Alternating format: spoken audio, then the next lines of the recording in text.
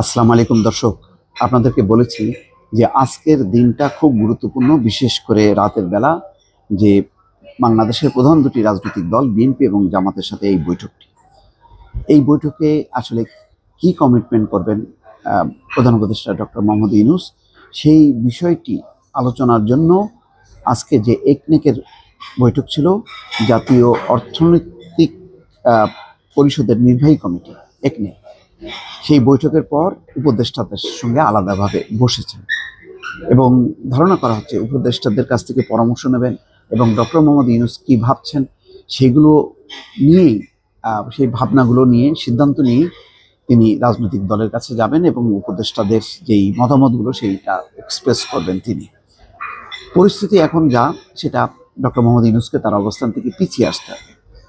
নির্বাচনের দিন বা সময় ঘোষণা করতে হবে, রোডম্যাপ, এটা খুব গুরুত্বপূর্ণ। এবং এনসিপিও আজকে ইঙ্গিত দিয়েছে যে তারাও নির্বাচনের রোডম্যাপ চাই, পাশাপাশি বিচার এবং সংস্কারের ব্যাপারেও রোডম্যাপ চাই। যাই হোক, মোট কথা নির্বাচনের সময়টা নির্দিষ্ট করতে হবে। সেনাবাহিনী বলেছে ডিসেম্বর, বিএনপি বলেছে ডিসেম্বর। ধারণা করা যায় এটা ডিসেম্বর না হয়ে হয়তো জানুয়ারি হবে। এতে ডক্টর মোহাম্মদ ইউনূস কিছুটা মুখ রক্ষা করার চেষ্টা করবেন। এবং দুপুর 12:20 দিকে রাজধানী শেরেবাংলা নগরে এনইসি সম্মেলন কক্ষে উপদেষ্টা পরিষদের এই বৈঠক শুরু হয়। প্রধান উপদেষ্টা ডক্টর মোহাম্মদ ইউনূসের সভাপতিত্বে বৈঠকে 19 জন উপদেষ্টা উপস্থিত রয়েছেন।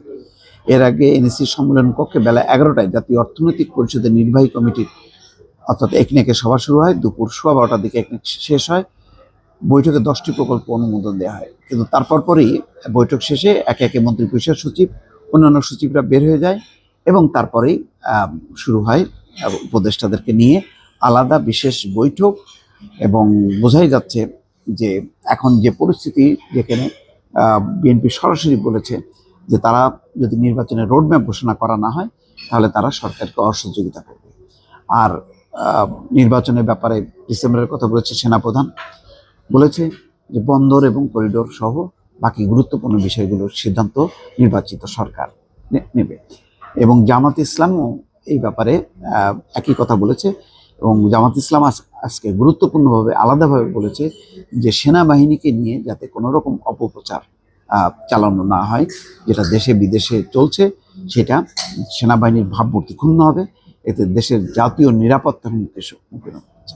সব মিলায় পরিস্থিতির যেদিকে যাচ্ছে, যে সেখানে ডক্টর মোহাম্মদ ইউনূস তার অবস্থান থেকে পিছিয়ে এসে হয়তো ধারণা করা হচ্ছে যে সবাই বলছেন যে না, পদত্যাগ আপনার সমাধান না, সমাধানটা হচ্ছে সবকিছু নির্দিষ্ট করতে হবে, নির্বাচনের রোডম্যাপ নির্দিষ্ট করতে হবে, সংস্কারের রোডম্যাপ নির্দিষ্ট করতে হবে। এই দুটি রোডম্যাপ নির্দিষ্ট করেই আপনাকে বলতে হবে যে কবে নির্বাচিত সরকার আসবে। ফলে সুনির্দিষ্ট রোডম্যাপ ঘোষণা এখন সময়ের দাবি।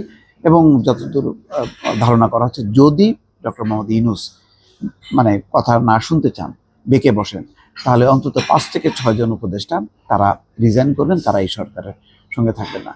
ফলে আজকের এই উপদেষ্টা পরিষদের একনেকের যে নিয়মিত বৈঠকের পর যে অনির্ধারিত বৈঠক হচ্ছে, সেই বৈঠকটাও গুরুত্বপূর্ণ। এই বৈঠকের সরকার যদি একাট্টা থাকে তাহলে, এবং ওই সিদ্ধান্তগুলো, যে সিদ্ধান্ত নির্বাচনের পক্ষে যাবে, তাহলে হয়তো রাজনৈতিক দলের সাথে আলোচনা খুব দ্রুতই শেষ হবে এবং একটা সমাধানের দিকে যাবে, তেমনটাই ধারণা করা হচ্ছে। যদি 9টায় হয় তাহলে দর্শক, আজকেই এই সরকারের সমাপ্তি, অর্থাৎ ডক্টর মোহাম্মদ ইউনূস জাতির উদ্দেশ্যে ভাষণ দিয়ে তার অধ্যায়, আপাতত এই অধ্যায় শেষ করবে। হয়তো সংকটের নতুন একটি পর্যায়ে ধাবিত হবে বাংলাদেশ। দর্শক, ভালো থাকবেন। আল্লাহ হাফেজ।